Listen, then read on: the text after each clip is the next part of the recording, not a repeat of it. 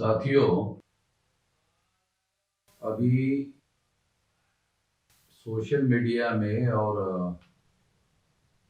Electronic media में त्रिपुरा के अंदर बहुत सारी मस्जिदों को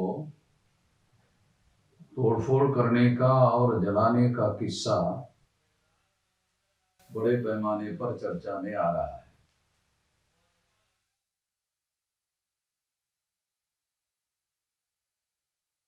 तो ये बहुत गंभीर बात है।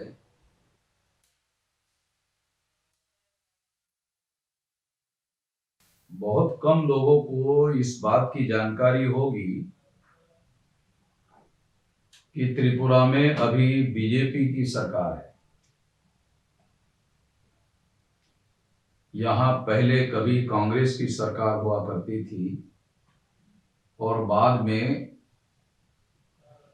बहुत सालों तक कम्युनिस्टों की सरकार रही और कम्युनिस्टों की सरकार बदलकर अभी बीजेपी की सरकार आई है।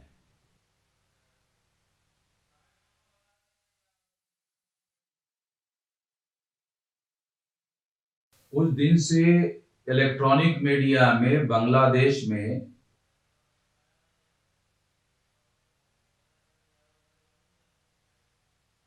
तथाकथित हिंदू लोगों के पंडालों को जलाने का काम वहां के कट्टरपंथी लोग कर रहे हैं। ऐसी खबरें भारत का जो ब्राह्मणवादी मीडिया है बहुत बड़े पैमाने पर उछाल कर दे रहा था।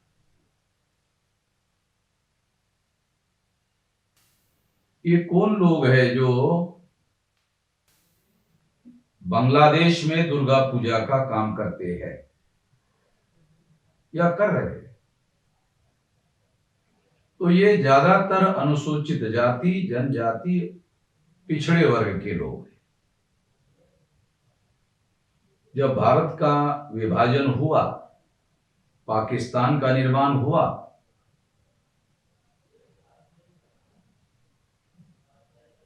तो ये अनुसूचित जाति, जनजाति, अदर बैकवर्ड क्लासेस के लोग भारत आना चाहते थे।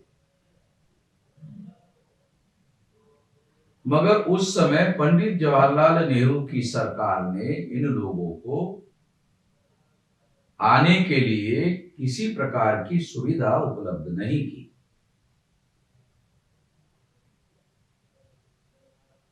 और आज के तारीख के जो ब्राह्मण सरकार चलाने वाले लोग हैं वो कह रहे हैं कि वो हिंदू है। चलो थोड़ी देर के लिए मान लिया जाता है कि वो हिंदू है, तो वो लोग जब पार्टीशन के दौरान भारत आना चाहते थे तो उनको आने के लिए इन लोगों ने क्यों मदद नहीं की? बाबा साहब अंबेडकर के द्वारा कोशिश करने के बावजूद भी उनको आने नहीं दिया गया।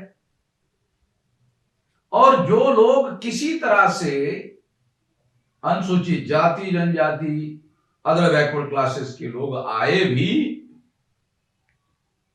तो उन लोगों को बंगाल के बाहर जंगलों में रहने के लिए उनको मजबूर किया गया। बंगाल छोड़कर दूसरे प्रांतों में उनको जंगलों में निवास करने के लिए मजबूर किया गया। और जो आ नहीं पाए उनको ये लोग आज के केंद्र सरकार वाले कह रहे हैं कि वो हिंदू है, हिंदुओं पर अत्याचार हो रहा है।